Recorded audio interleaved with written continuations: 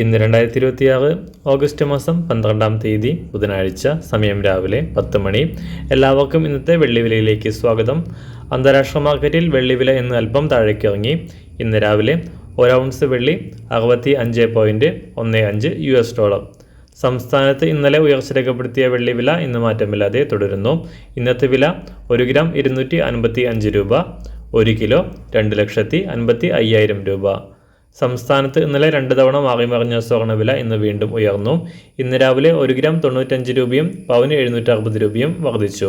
ഇന്നത്തെ വില 1 ഗ്രാം 14,195 രൂപ, 1 പവൻ 1,13,560 രൂപ.